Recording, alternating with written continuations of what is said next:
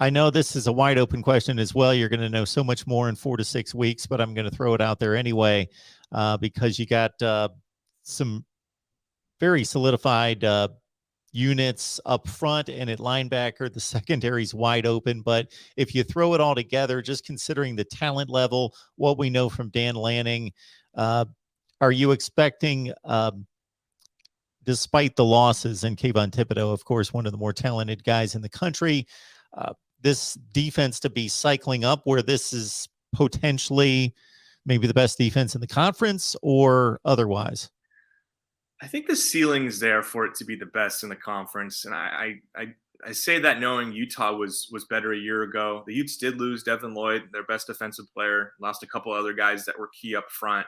I think Utah's probably going to have. I feel a lot better. I'll say this about Utah's secondary than I feel about Oregon's. I think Oregon has great talent in the secondary, but the experience is the part, and just kind of figuring out how it all works together.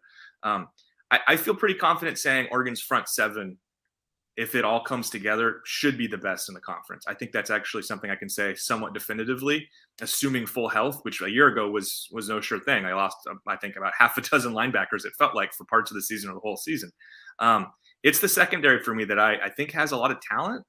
But as we've talked about now for a couple of minutes here on this show, it's like it's sort of hard to project some of it and know how it fits together. And maybe we'll come out of spring going, actually, the secondary is not a problem. It's really a high-end group, and they're going to be really good there.